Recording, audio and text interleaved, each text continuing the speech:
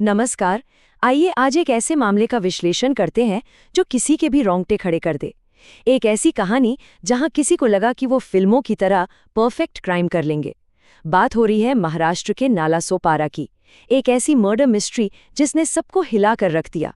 तो चलिए सीधे इस खौफनाक कहानी की गहराई में चलते हैं और इसके बिखरे हुए सुरागों को जोड़ते हैं। शुरू करने से पहले एक बहुत ही बड़ा सवाल ध्यान में आता है। क्या ये जो ब्लॉकबस्टर फिल्में होती हैं, ये सच में सिर्फ एंटरटेनमेंट के लिए होती हैं, या फिर कहीं ना कहीं ये असल दुनिया के अपराधियों को एक परफेक्ट क्राइम का ब्लूप्रिंट थमा देती हैं? इस पूरे विश्लेषण में हम यही देखेंगे कि कैसे लोग ये मान बैठते हैं कि फिल्मी कहानियों को असली जिंदगी में उतारना बड़ा आसान है, वो भी बिना किसी गलती के, और यही उनका सबसे बड़ा और सबसे जानलेवा भ्रम साबित होता है। कहानी का पहला हिस्सा, द नालासोपारा लव ट्रायंगल। ये पूरी घटना पालघर जिले के नालासोपारा की है। एकदम भीड़-भाड़ वाला वर्किंग क्लास इलाका। रोजमर्रा की भागदौड़ के बीच एक चौल में एक ऐसा नाजायज रिश्ता पनपना शुरू हुआ जिसने आगे चलकर एक बहुत ही खतरनाक साजिश का रूप ले लिया। जरा इन दोनों किरदारों के बीच का अंतर देखिए। एक तरफ हैं 28 साल की कोमल चौहान, शादी को 10 साल हो चुके हैं और वो एक 8 साल के बच्चे की माँ हैं। वहीं दूसरी तरफ मोनू शर्मा, इनकी उम्र सिर्फ 20 साल है और मोनू कोई मामूली लड़का नहीं था। बीएससी आईटी के 3rd ईयर का एक बहुत ही ब्राइट स्टूडेंट था जिसने अपने 2nd ईयर में 95% मार्क्स स्कोर किए थे। एक सेटल फैमिली वाली औरत और एक होशियार कॉलेज स्टूडेंट, ये बेमेल जोड़ा ही इस पूरी त्रासदी की सबसे बड़ी वजह बना। तो आखिर वो कौन सा पल था जिसने इस चिंगारी को आग में बदल दिया? असल में सब शुरू हुआ एक मोबाइल फोन से। कोमल के 35 साल के पति विजय को इस अफेयर की भनक लग चुकी थी। हुआ ये कि विजय ने कोमल के फोन में मोनू और उसके बीच के कुछ प्राइवेट मैसेज और फोटोज देख लिए थे।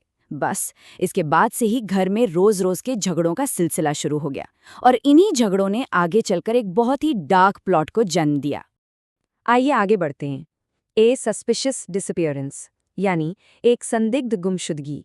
अब टेंशन तब बढ़ना शुरू हुई जब विजय के 2 भाइयों अजय और अखिलेश ने नोटिस किया कि उनका भाई अचानक गायब हो गया है। ना फोन लग रहा था, ना कुछ अता पता था। अगर हम इस टाइमलाइन को ध्यान से देखें, एक्सपर्ट्स का मानना है कि 5 या 6 जुलाई के आसपास विजय का खून हुआ। फिर 10 जुलाई को भाई पहली बार विजय के घर उसका हालचाल पूछने गए। जब वहां से कोई ठीक-ठाक जवाब नहीं मिला तो उन्होंने 19 जुलाई को मिसिंग रिपोर्ट दर्ज करवा दी और आखिर में 20 जुलाई को पुणे से इनकी गिरफ्तारी हुई। मतलब अपने झूठ के दम पर ये आरोपी कुछ दिनों की आज़ादी खरीदने में कामयाब हो गए थे। पर ये झूठ पकड़ा कैसे गया? कोमल ने भाइयों को एक कहानी सुनाई थी। उसने कहा कि विजय किसी जरूरी काम से कुरला गया हुआ है। अब क्योंकि वो उनकी भाभी थी तो शुरू में तो भाइयों ने उस पर भरोसा कर लिया, लेकिन एक हफ्ते बाद विजय का भाई अजय सीधे विजय की कंपनी यानी उसके वर्क प्लेस पहुंच गया, और वहां जो पता चला उसने कोमल के सारे झूठ की धज्जियां उड़ा दी। कंपनी वालों ने साफ बता दिया कि उन्होंने विजय को किसी काम से कहीं बाहर नहीं भेजा है, बल्कि सच तो ये था कि विजय ने एक हफ्ते पहले ही वहां से काम छोड़ दिया था। कहानी का तीसरा और सबसे रहस्यमयी हिस्सा, द ग्रिम डिस्कवरी।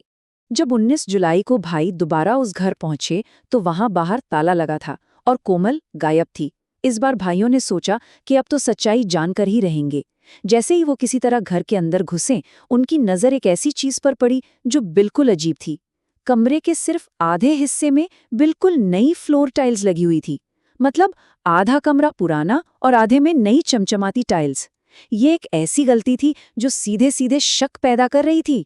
खैर, आरोपियों को शायद लगता था कि लोग इतने बेवकूफ हैं कि इस पर ध्यान ही नहीं देंगे। पर जैसे ही भाइयों ने उन नई टाइल्स को उखाड़ना शुरू किया, वहां से एक बहुत ही भयानक सड़ी हुई बदबू आने लगी। ये इस बात का साफ इशारा था कि उस फर्श के नीचे एक लाश दबाई गई है। आइए अब समझते हैं इस प्लान को। ए फिक्शनल कवर अप अनरेवल्स। जो प्लान इनके दिमाग में शायद बहुत ही परफेक्ट लग रहा था, वो असल में कितना खोखला था, ये अब सामने आने लगा। जरा इनकी हिम्मत तो देखिए। सबसे पहले उन्होंने घर के अंदर ही एक गड्ढा खोद दिया। पड़ोसियों ने पूछा तो झूठ बोल दिया कि बाथरूम की पाइपलाइन में प्रॉब्लम है, इसलिए खुदाई चल रही है। फिर विजय की लाश को प्लास्टिक में लपेटा और वहां गाड़ दिया। लेकिन इस पूरे केस का सबसे खौफनाक सच पता है क्या है? गड्ढा भरने के बाद उन्होंने नई टाइल्स लगवाने के लिए किसी और को नहीं बल्कि विजय की सगे भाई अजय को ही बुलाया, जो वैसे भी एक दिहाड़ी मजदूर था। बेचारे अजय को तो भनक भी नहीं थी कि वो अनजाने में अपने ही भाई की कब्र पर टाइल्स बिछा रहा है। सोचिए, एक पुलिस स्टेशन के नीचे या किसी घर के फर्श के नीचे भला कौन देखेगा? सुना सुना सा लगता है ना? बिल्कुल, ये सोच सीधे तौर पर मशहूर फिल्म दृश्यम से ली गई थी। कोमल और मोनू किसी बहुत ही खतरनाक फिल्मी भ्रम में जी रहे थे। इन्हें लगा कि अगर ये फिल्म के हीरो जैसा दिमाग लगाएंगे तो पुलिस और परिवार सबको चकमा दे देंगे। लेकिन हकीकत ये थी कि घर के बीचों बीच लगी उस अलग रंग की नई टाइल ने इनकी ये सारी दृश्यम थ्योरी पर पानी फेर दिया। और अब आते हैं केस के उलझनों पर, कॉन्फ्लिक्टिंग स्टोरीज एंड मोटिव्स। जब ये लोग पूना से भाग रहे थे तो कोमल अपने 8 साल के बेटे को भी साथ ले गई थी और उसी बच्चे की वजह से पुलिस इन्हें पहचानकर गिरफ्तार कर पाई। लेकिन इंटरोगेशन रूम में पहुंचते ही दोनों की कहानी बिल्कुल अलग हो गई। कोमल का दावा था कि उसने अकेले ही अपने पति के खाने में जहर मिलाया था और इसमें मोनू का कोई हाथ नहीं है। वहीं दूसरी तरफ मोनू कह रहा था कि बहस के दौरान उसने अकेले ही विजय का गला घोट दिया था और कोमल बिल्कुल बेकसूर है। दोनों एक दूसरे को बचाने में लगे थे। हालांकि पुलिस की थ्योरी ये है कि क्योंकि विजय फिजिकल ही मोनू से ज्यादा ताकतवर था, इसलिए कोमल ने शायद उससे पहले नींद की गोलियां दी होंगी और फिर दोनों ने मिलकर सोते हुए विजय का खून कर दिया। लेकिन रुकिए, कहानी में सिर्फ ये लव ट्रायंगल ही सब कुछ नहीं था। 15 लाख रुपए, जी हाँ, ये रकम इस केस का सबसे बड़ा ट्विस्ट है। पुलिस की जांच में पता चला कि विजय को कुछ ही टाइम पहले एक इंश्योरेंस पॉलिसी से 15 लाख रुपए मिले थे। कोमल और मोनू दोनों की नज़र इस भारी रकम पर भी थी ताकि वो अपनी एक बिल्कुल नई और ऐशो आराम वाली जिंदगी शुरू कर सकें। यही वजह थी कि भागते वक्त वो लोग विजय का फ़ोन अपने साथ ले गए थे ताकि ओटीपी के जरिए बैंक अकाउंट खाली कर सकें। मतलब ये सिर्फ जज्बात में आकर किया गया क्राइम नहीं था, बल्कि इसमें एक पूरा फाइनेंशियल मोटिव भी छुपा था। तो इस सब के बाद आखिर में बस एक यही सवाल जहन में आता है, क्या सिनेमा ने इस पूरी हिंसा को प्रेरित किया था, या फिर उसने इन्हें बस एक परफेक्ट क्राइम करने का एक खोखला और झूठा कॉन्फिडेंस दे दिया था?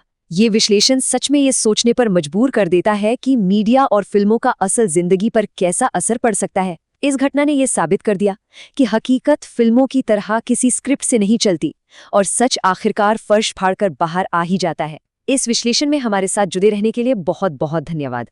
उम्मीद है इस चर्चा ने काफी कुछ नया सोचने पर मजबूर किया होगा।